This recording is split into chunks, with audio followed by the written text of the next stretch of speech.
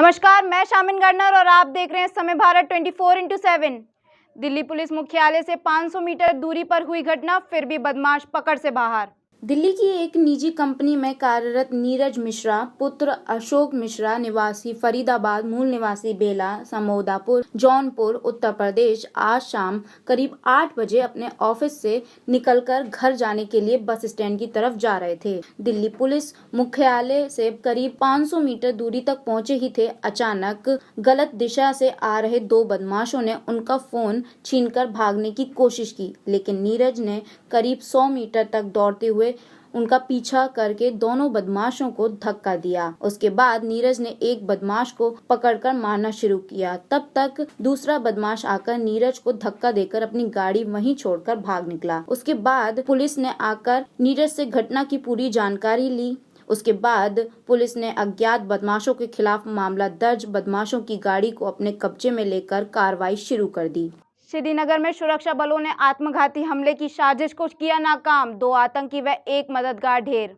सुरक्षा बलों ने श्रीनगर में एक बड़े आत्मघाती हमले की साजिश को नाकाम करते हुए 2 आतंकियों को एक मुठभेड़ में मार गिराया। इस दौरान आतंकियों का एक मददगार आतंकियों की ही गोली की चपेट में आ गया। मरने वालों में एक 11 दिन पुराना आतंकी समीर अहमद तांत्रे और दूसरा जम्मू संभाग में बनिहाल का रहने वाला आमिर है। बीते 24 घंटों के दौरान श्रीनगर शहर में यह दूसरी मुठभेड़ हुई है। इससे पहले रविवार की शाम आतंकी पुलिस दल पर अचानक हमला कर भाग गए थे, जिसे हमले में एक पुलिसकर्मी गंभीर रूप से घायल हो गया था।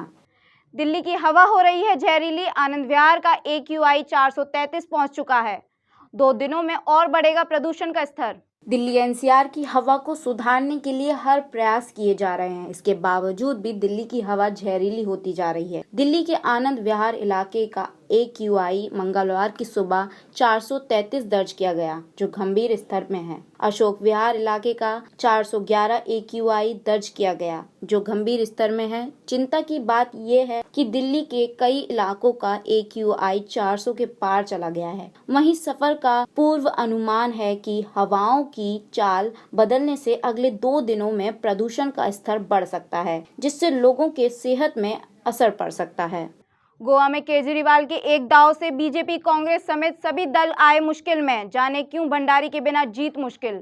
करीब 18 लाख की आबादी वाले देश के छोटे राज्य गोवा में अरविंद केजरीवाल ने अपना दांव चला दिया है, जिससे बीजेपी, कांग्रेस, ममता बनर्जी सहित तमाम छोटे दलों को भी मुश्किलें बढ़ गई हैं। गोवा के चुनावी इतिहास में ऐसा पहली बार हो रहा है कि चुनाव के पहले किसी राजनीतिक पार्टी ने ये घोषणा कर दी है कि उनका CM भंडारी समुदाय, OBC और डिप्टी CM कैथोलिक समुदाय से होगा, क्योंकि इन दोनों समुदाय के लोगों का गोवा में दबदबा है। साल 1961 में गोवा के लिबरेशन से लेकर अभी तक सिर्फ एक बार भंडारी कम्युनिटी से CM रवि नायक ही रहे हैं। सलमान खुर्शीद का बड़ा बयान, अगर हिंदुत्व देखना चाहते हैं तो नैनीताल में जला हुआ मेरा घर देख लें।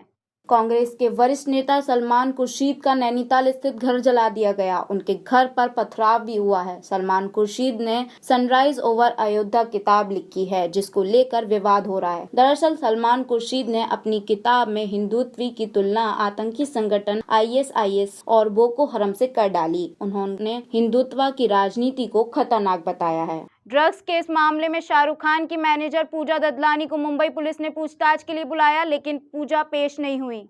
बॉलीवुड एक्टर शाहरुख खान की मैनेजर पूजा ददलानी को ड्रग्स केस मामले में 2 बार समन भेजा जा चुका है। मुंबई पुलिस का कहना है कि ददलानी अब तक पूछताछ के लिए पेश नहीं हुई हैं। उन्होंने मुंबई पुलिस से और ज्यादा समय मांगा है। अब उन्हें तीसरा समन भी भेजा जा सकता है। आरोप है कि आर्यन खान को छुड़ाने के लिए पूजा ने KP गोस्वामी को 50 लाख रुपए की रकम दी थी। अभी तक इस मामले में 20 लोगों के बयान दर्ज हुए हैं।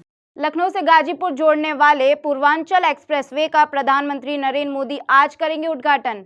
अब लखनऊ से गाजीपुर जाना होगा आसान। 340 किलोमीटर लंबे पूर्वांचल एक्सप्रेसवे का प्रधानमंत्री नरेंद्र मोदी करेंगे उद्घाटन। नोएडा से आगरा को जोड़ने वाला यमुना एक्सप्रेसवे 165 किलोमीटर का है, जिसे 2 घंटे में तय किया जा सकता है। इसके बाद आगरा लखनऊ एक्सप्रेसवे की लंबाई 302 किलोमीटर है, जिसे तय करने में 3 घंटे का समय लगेगा। लखनऊ से गाजीपुर को जोड़ने वाले पूर्वांचल एक्सप्रेस की दूरी 341 किलोमीटर है, जिसे 3.5 घंटे में तय कर सकते हैं। इन तीनों एक्सप्रेसवे के जरिए आप 800 से ज्यादा किलोमीटर की दूरी सिर्फ 8 घंटे 30 मिनट में पूरी कर लेंगे।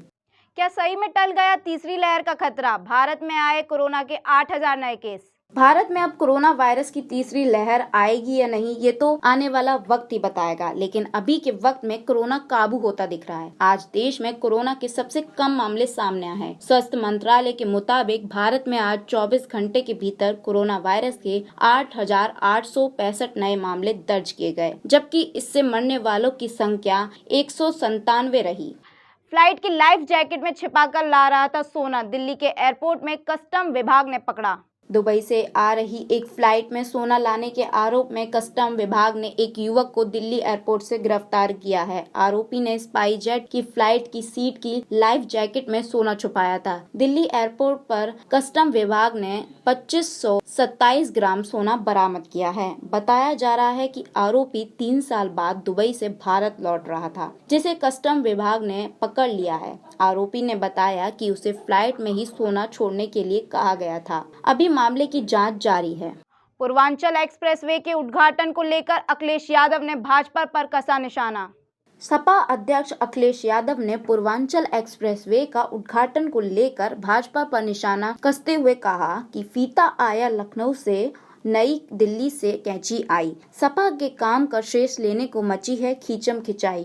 आशा है अब तक अकेले में बैठकर लखनऊ वालों ने समाजवादी पूर्वांचल एक्सप्रेसवे की लंबाई का आंकड़ा रट लिया होगा। सपा बहुरंगी पूर्वाशा से इसका उद्घाटन करके एक रंगी सोच वालों को जवाब देगी। दरअसल प्रधानमंत्री मोदी आज मंगलवार को इस एक्सप्रेसवे का उद्घाटन करेंगे। योगी सरकार ने इस एक्सप्रेसवे को अपनी उपलब्धि बताई है। इसके पहले अखिलेश यादव ने सोमवार को प्रेस कॉन्फ्रेंस में कहा था कि उनकी सरकार बनेगी तो पूर्वांचल एक्सप्रेसवे के निर्माण में हुई मनमानी की जांच करवाएंगे और दोषियों को कड़ी से कड़ी सजा दिलवाएंगे।